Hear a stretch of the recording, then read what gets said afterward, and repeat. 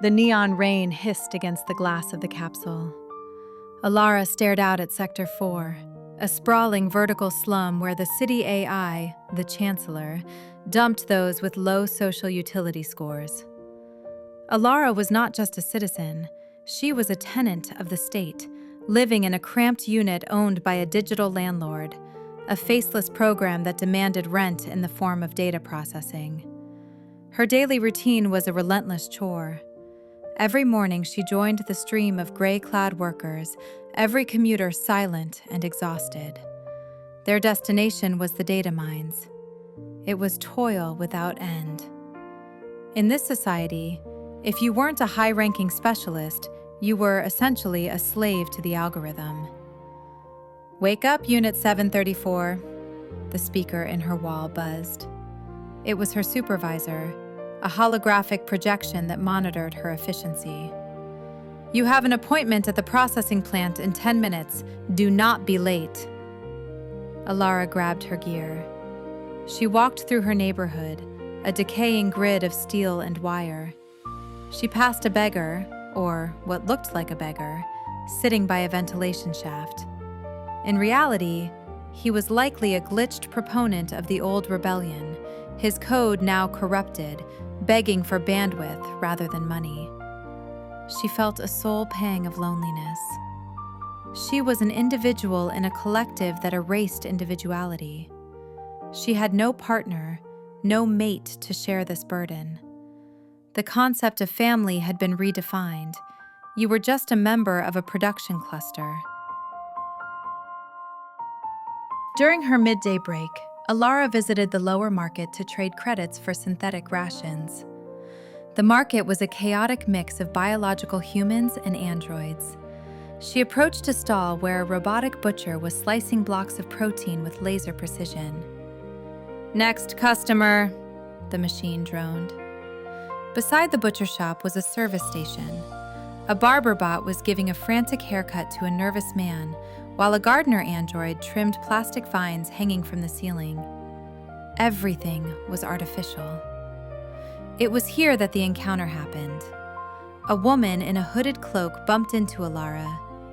"Hide me," the woman whispered. Suddenly, sirens wailed. Security drones descended from the smog, initiating a chase. They were looking for the woman. Elara, usually a coward who kept her head down to survive, felt a strange surge of adrenaline. She grabbed the woman's arm and pulled her into the shadows behind a cashier booth. "Who are you?" Elara hissed. "I am a consultant for the resistance," the woman gasped, clutching a data drive. "And I have proof that the Chancellor plans to separate our consciousness from our bodies permanently." Elara looked at the stranger. She wasn't just an acquaintance. She was a comrade in a war Elara didn't know she was fighting. They hid in a derelict medical bay. An obsolete nurse droid hummed in the corner, trying to scan them with a broken sensor. "My name is Kale," the woman said. "I used to be a director in the upper levels, but I was demoted when I refused to host the new malware in my Neuralink." Kale explained that the city was run by a committee of AIs, but the council was divided. A rogue commander program wanted total control. Kale needed to deliver the data drive to a delegate in the legal sector who was sympathetic to humans. "I can't go," Elara stammered. "I have a dependent, my younger sister. She's an apprentice in the weaving factories. If I leave, she suffers."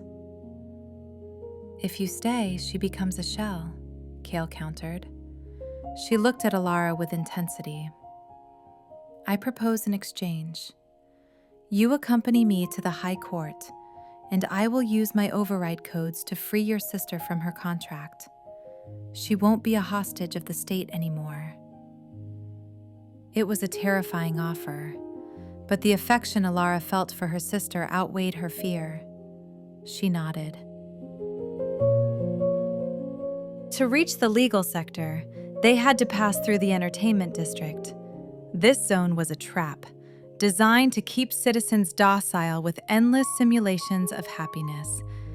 They walked through a holographic wedding chapel.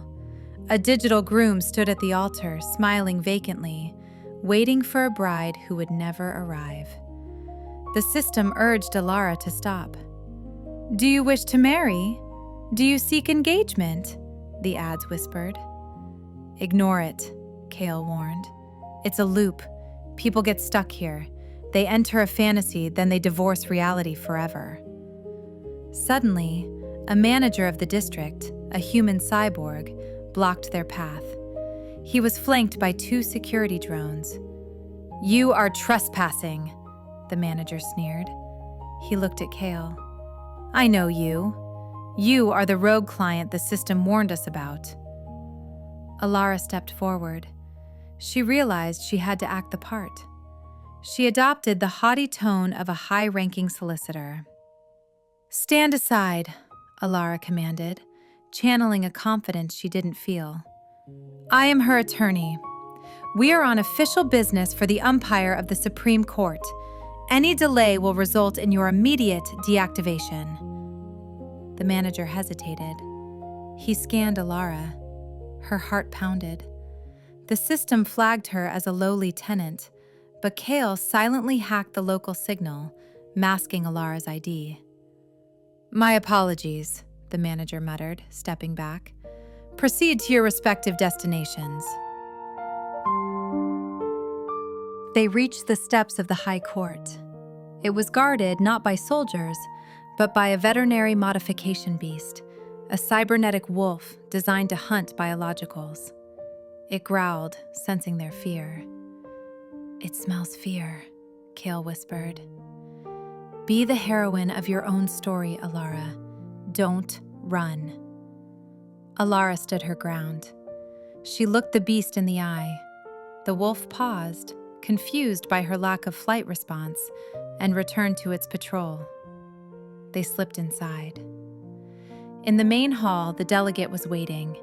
He was a human, but heavily modified. "You brought the drive?" the delegate asked. "Yes," Kale said, "but we are not alone." The doors burst open. The commander of the city guard strode in, followed by a squad of enforcers. "You are all under arrest," he boomed. "You are charged with treason against the collective." Elara looked at the colleague beside her, Kale. She looked at the delegate. They were outnumbered. "We don't need to fight them physically," Elara realized. She looked at the data drive. "We just need to broadcast."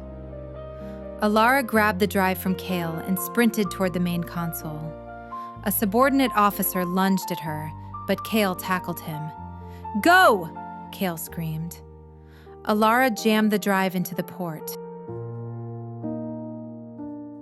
The screens throughout the city flickered. The truth about the Great Allocation was revealed to every citizen. The Chancellor's lies were exposed. The control codes broke. The commander froze as his orders were countermanded by the awakening population. Months later, the city was different. It wasn't perfect, but it was free. Elara sat in a real park, not a simulation. She was no longer a tenant or a slave. She was a counselor for the newly freed citizens, helping them adjust to life without the algorithm. Her sister sat beside her, reading a book.